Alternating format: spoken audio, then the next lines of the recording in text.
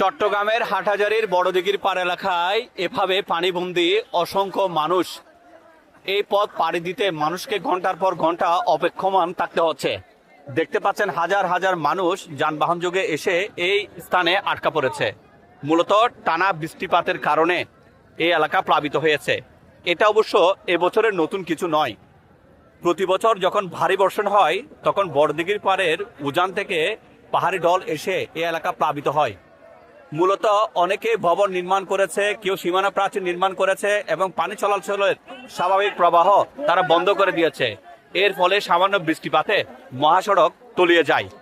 এদিকে এই ভোগান্তিতে যখন হাজার হাজার মানুষ অপেক্ষমান রয়েছে, তখন অনেককে ভ্যান যোগে এভাবে যাত্রী পারাপার করতে দেখা গেছে।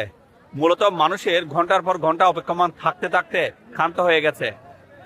এই পরিস্থিতির জন্য অনেকে দায়ী করছে খালগুলো ভরাট হয়ে যাওয়া, বেদখলে যাওয়া কিংবা সংস্কার না হওয়া।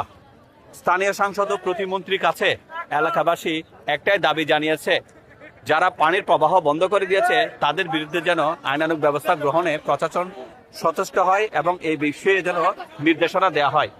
পাশাপাশি যারা এই খাল দখল করেছে বা পানির প্রবাহ বন্ধ করে দিয়েছে তারা যেন নিজ উদ্যোগে জনগণের ভোগান্তির কথা চিন্তা করে সেই বাধা বা সেই প্রতিবন্ধকতা সরিয়ে নেয়। না হলে বছরের পর বছর যখনই আসবে বর্ষা বা যখন হবে টানা বর্ষণ বা প্রবল বৃষ্টিপাত, তখন মানুষকে এভাবে ভোগান্তিতে পড়তে হবে। চট্টগ্রাম হাটহাজারী মহাসড়কের হাটহাজারী বড়দিঘির পাড় এলাকায় এভাবে যে পানিবন্দী রয়েছে বা এভাবে মানুষের ভোগান্তি তা নয়। শিকারপুর, বুড়িচর, মদনাঘাট, হাটহাজারীর ফতেহাবাদের পশ্চিমের নন্দীরহাট এলাকা এবং চট্টগ্রামের ফতেপুর ইউনিয়নের জোবরা শিকদারপাড়া, গোরদুয়ারা, মেখল সহ উত্তর হাটহাজারীরও বেশ কিছু এলাকা কিন্তু প্লাবিত হয়েছে।